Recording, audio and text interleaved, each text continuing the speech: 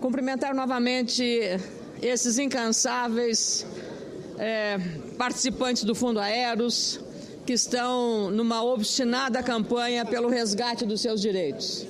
Então, a vocês todos, a nossa solidariedade.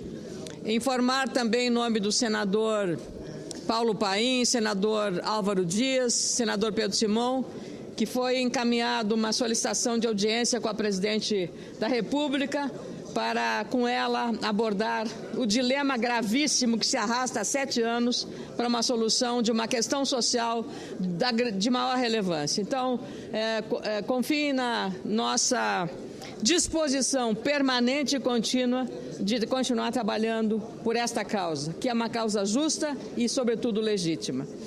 Queria dizer que foi uma tarde de produção e desejo que se repita amanhã também, presidente Renan Calheiros, e, sobretudo, pela produtividade e pelo empenho manifestado na reunião das lideranças hoje, numa condução construtiva de pautas que sejam ajustadas às necessidades do país, o compromisso desta casa em ouvindo as ruas, ouvindo as demandas sociais como essa do Fundo Aeros e tantas outras causas aqui, derrubada de vetos importantes sobre os taxistas, senador Zinhargelo, sobre a questão dos procuradores, que tenho até uma emenda aqui de plenário que penso para compartilhar e atender não só o pleito da corporação dos procuradores dos municípios, mas também tendo em vista a situação de verdadeira penúria financeira que se encontram os municípios brasileiros.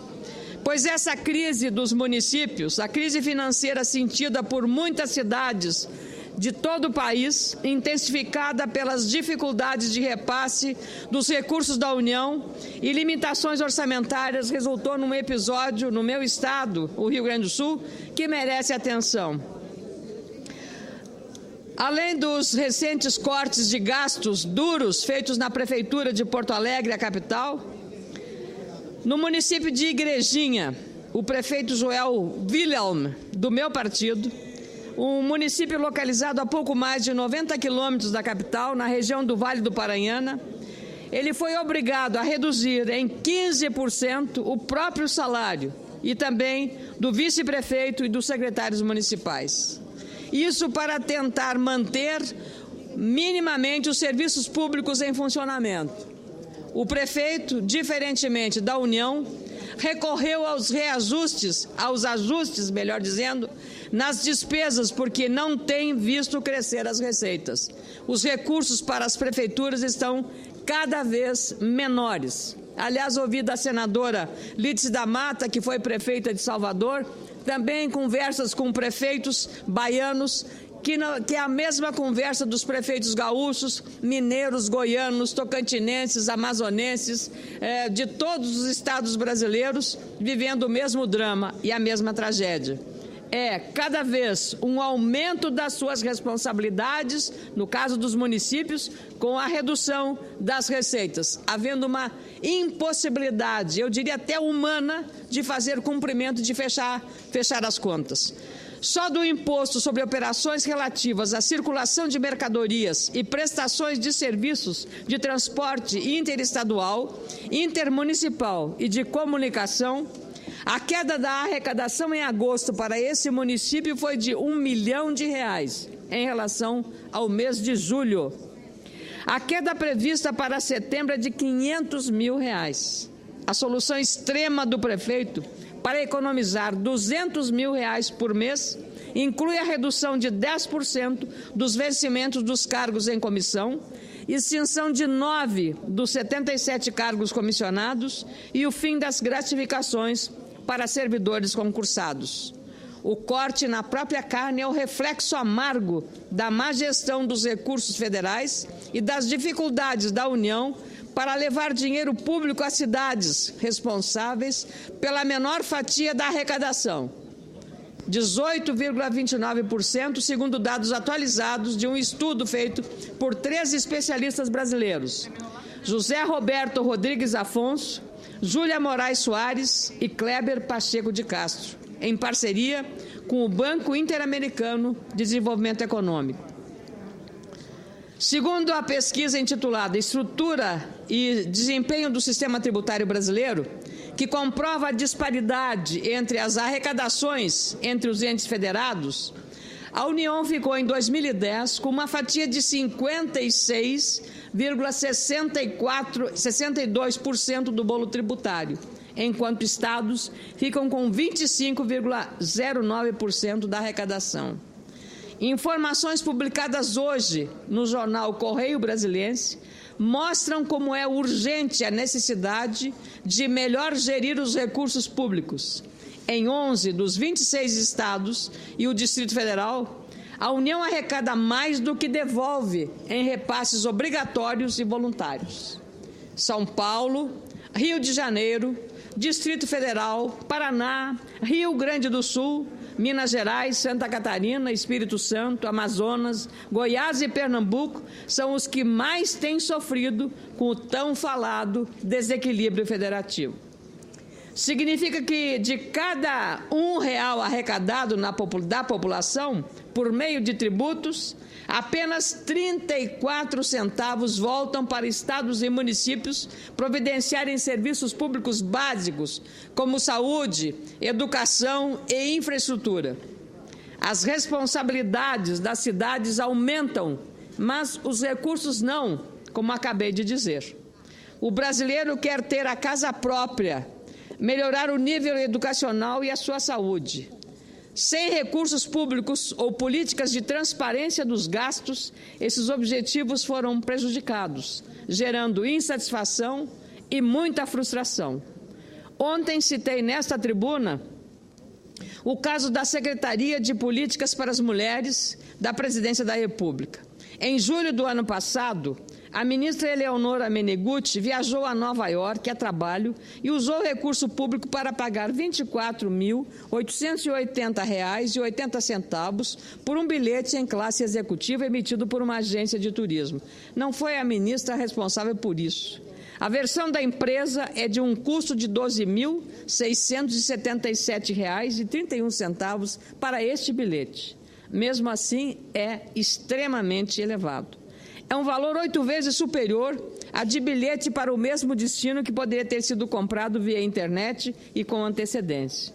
O governo admitiu a falha. No fim da tarde de ontem, a Controladoria Geral da União, CGU, informou que discute com o Ministério do Planejamento formas de modificar a aquisição de passagens pelo governo federal. São ações simples que precisam começar. Claro que essa iniciativa do governo deve ser saudada como uma iniciativa necessária e também ajustada à necessidade de um controle maior com o setor público. Mas esperamos que não seja apenas decorrente daquilo que a imprensa falou e que ela tenha efetividade. O desleixo com o recurso público é uma prática que precisa ficar no passado. Gastança e falta de transparência não combinam com as necessidades do Brasil real.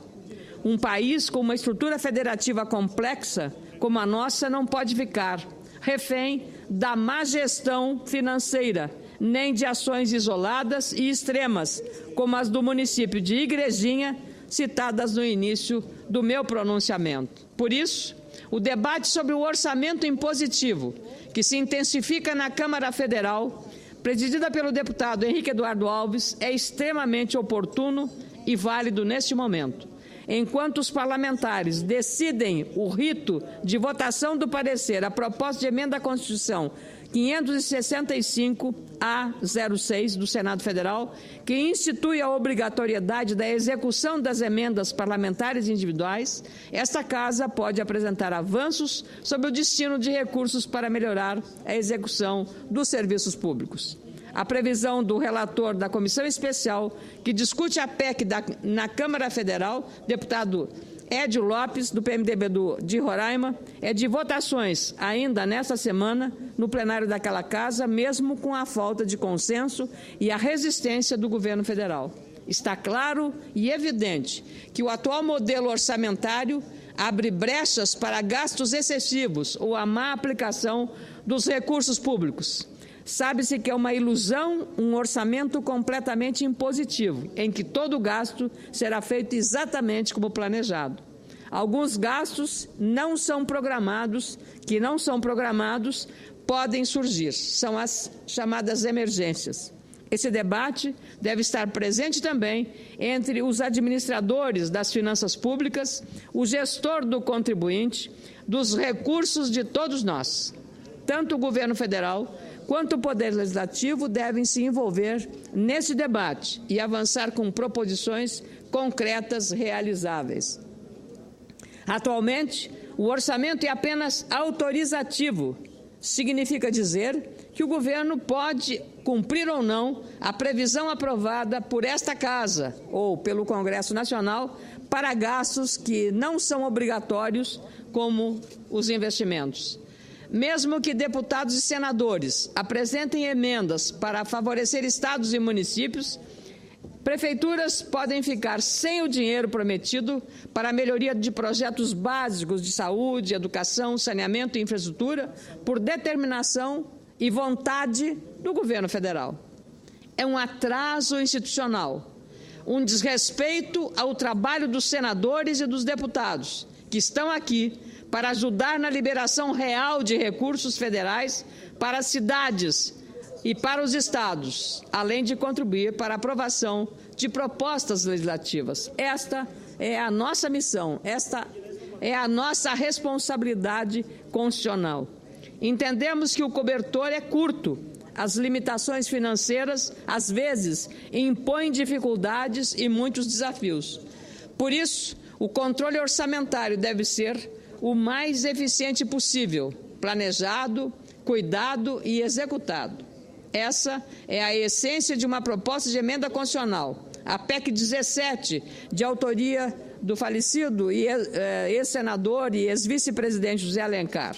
Essa proposta, que fiz questão de reapresentar nesta Casa, insere dispositivo na Constituição para tornar obrigatória a execução da programação orçamentária decorrente de emendas de parlamentares. É o mesmo debate que está acontecendo agora na Câmara Federal. O atual modelo orçamentário é uma peça de ficção. A União faz de conta o que bem entende sobre as decisões do Congresso Nacional, inclusive, claro, em relação às emendas parlamentares. E não é sobre este governo, todos os governos. Explicando em números, o limite das emendas individuais é de 15 milhões de reais para cada parlamentar, 513 deputados e 81 senadores, totalizando mais de 8 bilhões e 900 milhões de reais. Isto representa aproximadamente 0,39% do Orçamento Geral da União para este ano de 2013, que soma 2 trilhões e 280 bilhões de reais e 0,84% dos valores nele disponíveis para investimentos e outras despesas correntes, somando pouco mais de 1 trilhão de reais. É essa situação que não pode continuar, senador Pedro Taques. Estados e municípios estão à míngua, mais os municípios, que sofrem a contingência de terem a cada dia um aumento das responsabilidades e competências e a cada dia vendo cair mais a sua receita. Assim, não há como fechar as contas. E assim cria-se uma distorção grave na relação federativa, uma distorção grave ainda mais do ponto de vista da própria justiça e do próprio cumprimento da chamada Lei de Responsabilidade Fiscal. Muito obrigada, senhor presidente.